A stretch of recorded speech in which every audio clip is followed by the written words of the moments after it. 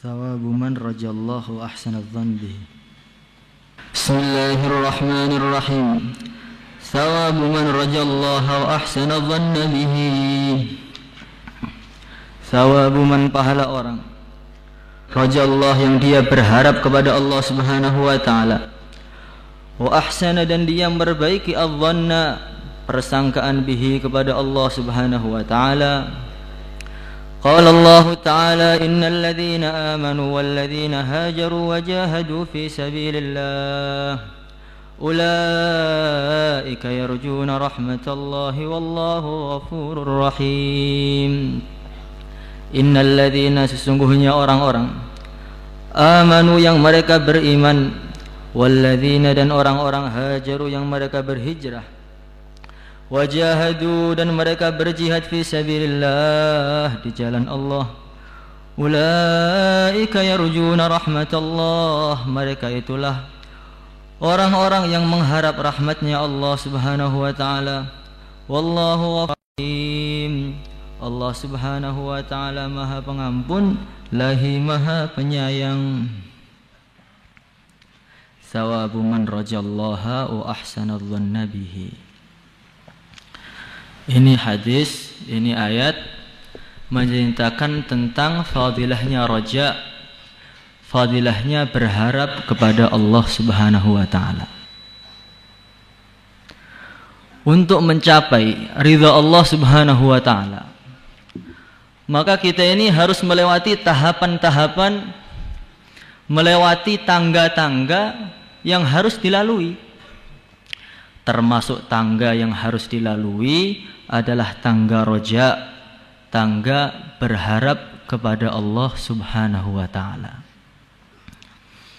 Kenapa kita ini harus roja kepada Allah Subhanahu wa taala? Yang pertama kali, karena annal khaira thaqil. Amalan-amalan kebaikan ini pada dasarnya zahirnya itu berat. Zahirnya itu amal-amal agama, kebaikan-kebaikan itu sulit diamalkan. Orang diperintahkan sholat subuh, tengah malam, qumil laila illa qalila nisfahu aw inqus minhu qalila. Tengah malam diperintahkan tahajud. Nanti ketika duha perintahkan salat duha. Zuhur ketika terik matahari yang begitu panas perintahkan salat lagi. Sore sudah letih perintahkan salat lagi. Maghrib waktunya berkumpul keluarga diperintahkan salat lagi. Isya ketika sudah ngantuk perintahkan salat lagi. Itu belum witirnya, belum tasbihnya, belum sholat syukurnya, sholat ridhonya, sholat tobatnya. Makanya amal agama ini secara zahir itu seakan-akan berat sekali. Di samping zahirnya itu berat, di sana ada namanya musuh, namanya syaitan. Wasyaitanu anhu zajir.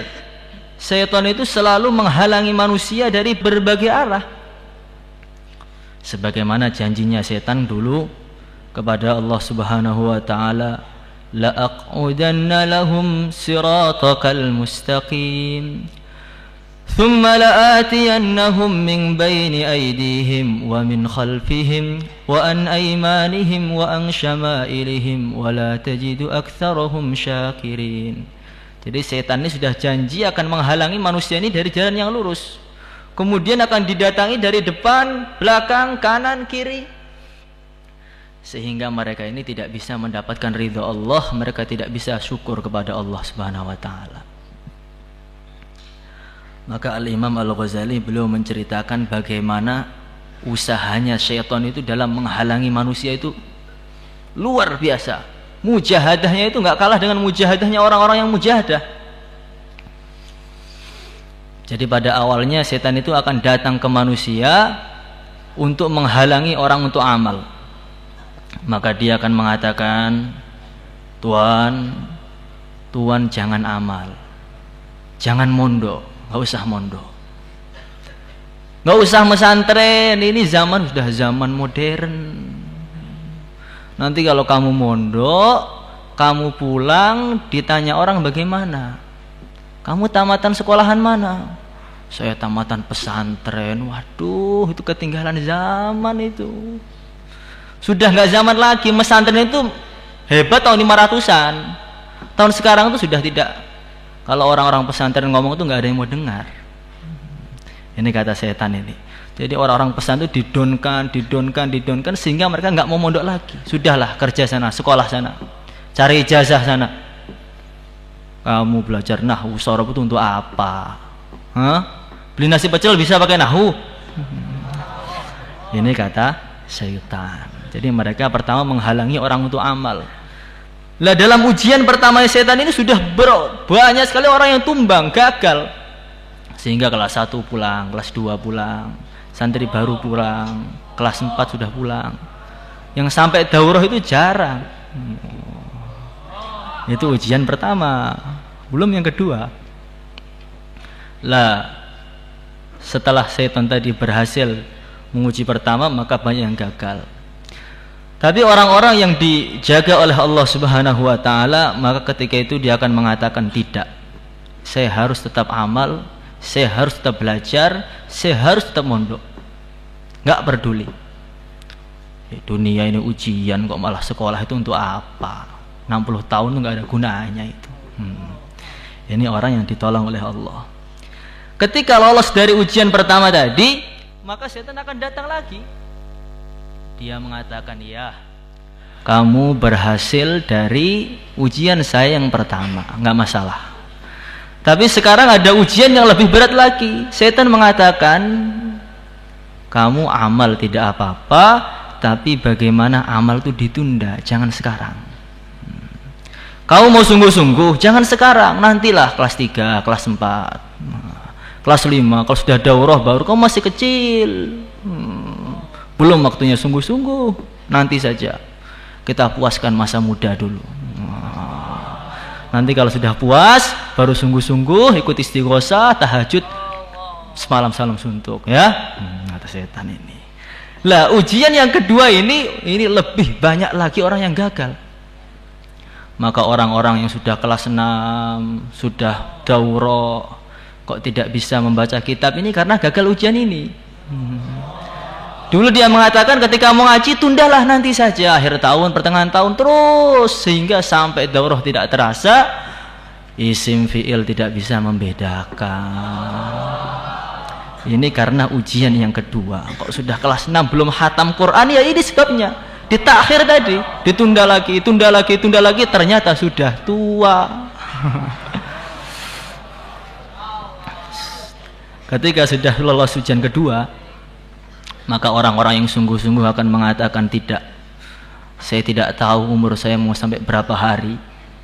Banyak orang yang tengah-tengah belajar kemudian mati, masih muda mati. Tidak, saya mau sungguh-sungguh sekarang. Saya nggak akan mendengarkan ocehan kamu setan. Ketika seperti ini maka setan akan datang lagi dari arah yang lain yang lebih berat lagi, yang mana banyak orang yang gagal lagi. Ini ujian ketiga, ini ujian yang menimpa kebanyakan manusia yang gagal di ujian ketiga ini. Yang lolos dari ujian ketiga itu sangat jarang. Hanya orang-orang yang dipilih oleh Allah Subhanahu wa taala. Ujian ketiga, setan itu memberikan ajalah, memberikan ketergesaan kepada orang-orang yang sedang amal. Amal itu yang cepat. Kemudian nanti cepat selesai, kamu cepat selesai, nanti cepat bisa ngobrol, cepat bisa makan. Jadi sholat itu ditergesa-gesakan sehingga nggak ada rasanya sama sekali. Sehingga orang-orang hilang kenikmatan dalam amal ini. Karena apa? Setan memberikan ketergesaan di dalam hatinya para pelajar tadi. Setiap mulai ngaji langsung melihat jam. Baru bismillahirrahmanirrahim bisa lihat jam 5:10. Kapan maghribnya? Ketika orang sudah diberi ketergesaan tadi, nggak ada orang yang tahu haji, nggak ada. Yang dibayangkan makanan, dibayangkan ini, dibayangkan itu, sudah nggak ada kenikmatan sama sekali. Sehingga kalaupun sudah ngaji 8 tahun, sudah apal Bukhari, apal Muslim, apal Minhaj, tidak pernah merasakan kelezatan dalam amal. Karena seluruh amal dia bikin tergesa-gesa oleh setan ini. Tapi ada orang-orang yang lolos dari tingkatan yang ketiga ini. Dia akan mengatakan, saya ini amal banyak, tapi kalau nggak dinikmati nggak ada faedahnya, nggak apa-apa. Maka saya sholat 2 rakaat ba'diyah maghrib yang khusyuk, Allahu Akbar. Dinikmati betul. Ngaji dinikmati, tawajuh, lihat kitabnya, nulis. Setan pun tidak mau kalah ternyata. Setan datang untuk keempat kalinya, yang mana 4 kalinya ini hampir semua orang tumbang semua. Ujiannya apa? Setan memberikan rasa riak kepada pelajar-pelajar agama tadi. Kamu belajar yang sungguh-sungguh, nanti kamu harus hafal Quran yang lancar. Kamu hafalkan Bukhari, hafalkan Muslim, ngaji usul fikih. Sehingga nanti kalau kamu bayan, tampak seperti orang yang sangat alim. Nanti orang-orang akan senang semua dengan kamu, sehingga mereka memberikan kamu uang. Dikasih amplop, nanti sekali imaman 30 juta. Bayangkan itu. Nanti kalau kamu lebih hebat lagi, oh nanti orang-orang akan berebut menjadikan kamu sebagai menantunya. Ini penyakitnya ahli agama juga. Jadi amal-amal semua ini didasari dengan riya. Pandangan manusia bagaimana? Setiap habis baca tadi bagaimana? Bagus apa enggak? Bagaimana komentar manusia? Komentar ini bagaimana? Komentar dia bagaimana? Senang apa enggak? Tadi saya dilihatin orang apa enggak? Bagaimana kata dia? Bagaimana kata saya? Sehingga kehidupannya hanya dibelenggu dengan tali-tali kemanusiaan, tidak pernah beramar ikhlas sampai dia mati. Ini satu gambaran bagaimana setan ini menghalangi manusia. Lah kalau beratnya seperti ini masih satu gambaran tingkat 1, ini belum tingkat 2, tingkat 3. Diceritakan oleh Imam Ghazali panjang lebar bagaimana lika-likunya setan dalam menggoda manusia ini. Ini cuma satu cuplikan aja. Kalau setan sudah menghalangi setiap saat, amal agama pun juga berat. Sekarang suasana pun tidak mendukung, di mana-mana kemaksiatan. Kalau di Temboro mungkin lumayan. Orang masih banyak yang sholat, banyak yang dakwah. Coba kita keluar. Di mana-mana orang berbicara mobil, motor, uang. Di mana-mana gaji setiap bulan 3 juta, 4 juta. Bagaimana bisa beli rumah sendiri? Kontrakannya bagaimana? Sehingga suasana sekarang itu betul-betul tidak mendukung untuk amal. Suasana tidak mendukung, setan menghalangi siang dan malam, amal agama tampaknya berat. Lah bagaimana orang mungkin amal kalau seperti ini? Makanya satu-satunya cara yaitu kita dengan roja, dengan mengharap kepada Allah, mengharap pahala-pahala Allah. Kita bayangkan anugerah-anugerah Allah yang begitu luar biasa yang Allah berikan kepada manusia ini. Kita bayangkan rahman rahimnya Allah, nikmat-nikmat Allah yang diberikan kepada kita, pahala-pahala yang disiapkan untuk orang-orang yang beriman. Terus kita renungi sehingga ada timbul semangat dalam amal. Di samping itu kalau orang itu roja, yang kedua kalinya amal itu akan tampak ringan. Wa man ahabba 'abdan haqqa mahabbatihi ahabba aidan ihtimala mihnatihi. Kalau orang-orang itu sudah betul-betul cinta dengan seseorang, maka dia juga akan cinta dengan segala rintangan-rintangan yang menghalangi untuk mencapai cintanya. Maknanya bagaimana? Kalau orang itu sudah mencari madu, pengen mencari madu, maka ketika dia cari madu, maka ketika mau ngambil, disengat lebah, sengat kanan, sengat kiri, sehingga tangannya itu bengkak. Tapi setiap sengatan tadi bukan sakit, semakin nikmat, semakin nikmat, semakin nikmat, karena bayangan dia madu 10 kilo 10 juta. Kita lihat itu kuli-kuli itu siang malam naik ke bangunan, turun lagi, nggak pernah capek seakan-akan. Karena dia membayangkan nanti sore 75.000. Makanya kalau kita itu membayangkan surga, membayangkan neraka, surga, kenikmatan-kenikmatan surga, maka amal 8 tahun itu biasa saja. Di taskil tahajud 10 tahun lagi biasa saja. Maka dulu Sayyidina Sufyan Ats-Tsauri Beliau itu bajunya lusuh. Kemudian kurus. Matanya itu saking banyaknya menangis seakan-akan berkaca-kaca. Maka muridnya mengatakan, "Ya Syekh, alangkah baiknya dikurangi sedikit loh. Ngejosnya itu dikurangi sedikit, jangan keterlaluan seperti itu. Tubuh Tuhan tidak terawat sekarang. Tuhan tuh tampak lemes sekali Tuhan sekarang ini. Saking kalau malam nggak pernah tidur, pagi berjuang ngaji, terus menerus amal nggak pernah berhenti." Maka Sayyidina Sufyan mengatakan, "Wahai muridku, sebenarnya saya ini pengen mengurangi ibadah saya itu ya pengen.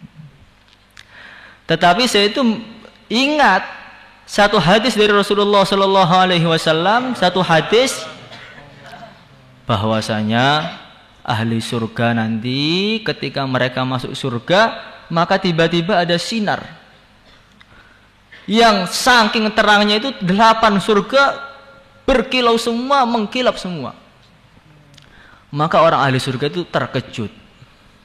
Mereka mengira sinar ini adalah hijab dari Allah Subhanahu wa taala. Bukan Allah, kalau Allah laisa kamitslihi syai'.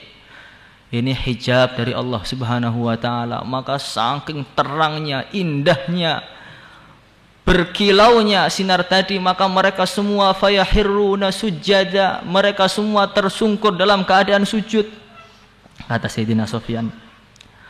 Kemudian Allah Subhanahu wa taala berfirman kepada orang-orang ahli surga tadi, "Wahai ahli surga, sinar tersebut bukanlah hijab dari saya. Kalian salah. Sinar yang begitu mengkilau, begitu berkilap tadi, ini adalah sinar yang keluar dari mulutnya seorang bidadari yang sedang tersenyum di depan suaminya." Masya Allah. Kata Sayyidina Sufyan, kalau saya ingat itu bagaimana mungkin saya mengurangi amal? Sinar dari mulutnya seperti itu, apalagi orangnya. Masya Allah. Maulaya salli wa sallim daiman abada ala habibika khairil khalqi kullihim. Allahumma salli ala Sayyidina Muhammad wa ala ali Sayyidina Muhammad كما صليت على سيدنا إبراهيم وعلى آل سيدنا إبراهيم في العالمين إنك حميد مجيد. اللهم أنت خلقتنا وأنت تهدينا وأنت تطعمنا وأنت تسكينا وأنت تميتنا وأنت تحيينا يا حي يا قيوم يا ذا الجلال والإكرام. صلى الله وسلم على سيدنا مولانا محمد وعلى آله وصحبه أجمعين. الحمد لله رب العالمين. الفاتحة.